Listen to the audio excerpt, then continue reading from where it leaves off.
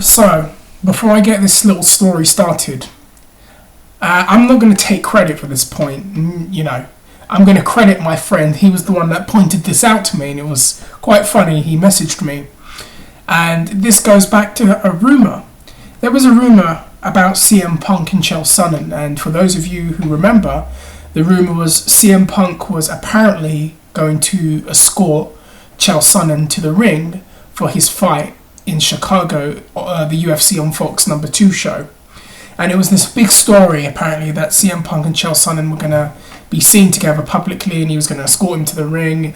And that would have been really cool, a nice little crossover there, and a bit of added and extra mainstream media attention for pro wrestling too. And a few days before, it was discussed, apparently, and Vince McMahon put the kibosh to that idea. And then you fast forward several months later, and when Floyd Mayweather is fighting, sure enough, next to Justin Bieber, is Triple H escorting Floyd Mayweather. He's supposed to have a broken arm, escorting Floyd Mayweather with one of Floyd's many belts, hoisting it up in clear view of the camera. Does anyone not find that interesting that CM Punk was stopped from going to escort Chael Sonnen, but Hunter was allowed to escort Floyd Mayweather? It's a very, very interesting little predicament. Anyways, I'm just going to keep this one pretty short and share a little story, because I've got a lot of work to do. So I'm just going to give you a few minutes just as I de-stress. Anyone who's a wrestling fan, or even an MMA fan, I don't know if you'll have the same kind of stories, but a while ago I did a video talking about people coming out of the pro wrestling closet. You get these fans that are ashamed, and they make fun of you for watching wrestling and all of that. So it's kind of, don't know why I just did that. It's kind of along those lines. So the story is, when I was young and I was in school, and I'm sure people on here would get this, you would get people making fun of you for watching wrestling.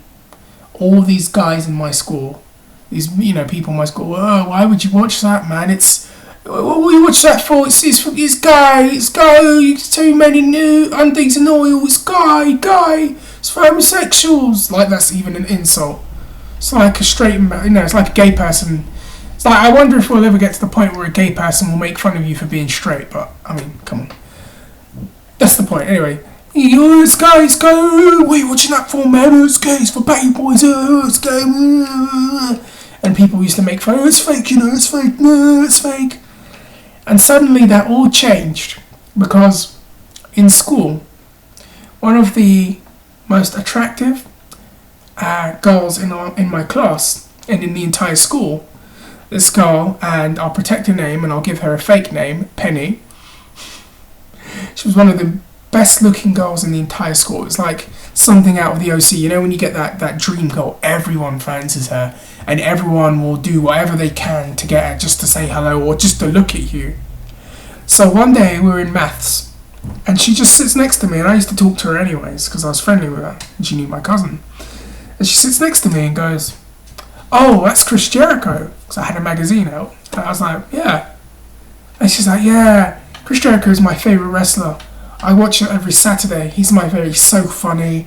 And then she started talking about wrestling to me for 10 minutes. And I couldn't believe what I was hearing. It's like, first time I've had an in-depth conversation with a girl at that time, about wrestling. And it hasn't been about Jeff Hardy. And she's, talking about it. And yeah, I watch it. And The Rock this. And did you see when The Rock thing did this?